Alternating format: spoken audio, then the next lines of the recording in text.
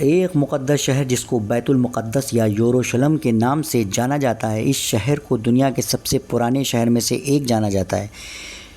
دنیا کی تاریخ میں سب سے زیادہ انسانوں کی جانیں اسی شہر کے لیے لی گئیں، اور یہ کہنا بالکل بھی غلط نہیں ہوگا جتنی زیادہ جنگیں اس شہر کو حاصل کرنے کے لیے لڑی گئی ہیں، شاید ہی اتہاس میں اتنی زیادہ جنگیں کسی اور شہر کے لیے نہیں لڑی گئی ہوں گی۔ دوستو، اس شہر کے بارے میں یہ بھی کہا جاتا ہے کہ اس شہر کا ذرہ ذرہ مقدس ہے۔ آپ کو بتاتے چلے کہ یہ دنیا کا اکلوتا ایسا شہر ہے کہ دنیا کے 3 ابراہیمی مذہبوں یعنی یہودیوں، عیسائیوں کے ساتھ ساتھ مسلمانوں میں بھی مقدس مانا جاتا ہے۔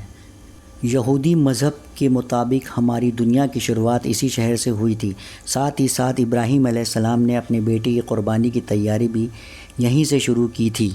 اتنا ہی نہیں، اسی شہر میں وہ دیوار بھی موجود ہے جسے یہودی مذہب میں سب سے زیادہ پوتر جگہ مانا جاتا ہے۔ یہی وہ دیوار ہے جسے ویسٹرن وال کہتے ہیں، اور یہ دیوار گریا کے نام سے بھی جانی جاتی ہے۔ آپ کو بتاتے چلے یہ دیوار اسی ہیکل سلیمانی کا بچا ہوا حصہ ہے جس کو ہزاروں سال پہلے حضرت سلیمان علیہ السلام کی طرف سے بنوایا گیا تھا۔ دوستو، وہیں عیسائیوں کا ماننا ہے کہ اسی شہر میں حضرت عیسیٰ علیہ السلام کی پیدائش کی جگہ موجود ہے، بلکہ یہی وہ شہر تھا جہاں پر حضرت عیسیٰ علیہ السلام کو سولی پر چڑھایا گیا تھا۔ اگر بات کریں مسلمانوں کی تو اسی شہر میں الاقصی نام کی وہ مسجد موجود ہے جس کو اسلام دھرم میں تیسری سب سے پوتر جگہ مانا جاتا ہے۔ مکہ مدینہ کے بعد مسلمان اگر کسی جگہ کو سب سے زیادہ اہمیت دیتے ہیں تو یہ وہی جگہ ہے۔ اس کے علاوہ مسلمانوں کے لیے یہ شہر قبلہ اول بھی ہے۔ کعبے سے پہلے مسلمان اسی شہر کی طرف منہ کر کے نماز پڑھا کرتے تھے۔ ہمارے آخری پیغمبر حضرت محمد مصطفیٰ صلی اللہ علیہ وآلہ وسلم نے جب معراج کا سفر کیا تھا تو یہی وہ شہر تھا جہاں الاقصی کے اندر ہمارے نبی نے سبھی نبیوں کی امامت کی تھی۔ اس کے علاوہ حضرت سلیمان اور حضرت داؤد علیہ السلام جیسے بہت بڑے بڑے نبیوں کی قبریں بھی یہاں موجود ہیں، جو شہر کی اہمیت اور زیادہ بڑھا دیتی ہے۔ شاید یہی وجہ تھی کہ ہسٹری میں اس شہر کو حاصل کرنے کے لیے مسلمان اور عیسائیوں کے بیچ ایک کے بعد ایک جنگیں ہوتی گئیں۔ عیسائیوں اور مسلمانوں کی یہ جنگ کئی صدیوں تک چلتی رہی۔ ہیکل سلیمانی نام کی یہ مشہور عمارت بھی پوری طرح برباد ہو گئی تھی۔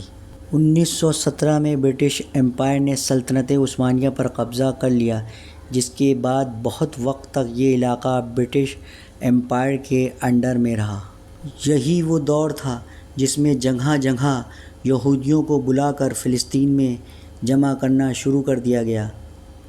1948 میں اسی حالت میں اسرائیلیوں نے فلسطینیوں سے جگہ مانگی تھی، تو فلسطینیوں نے رحم کھا کر ان اسرائیلیوں کو جگہ دے دی تھی۔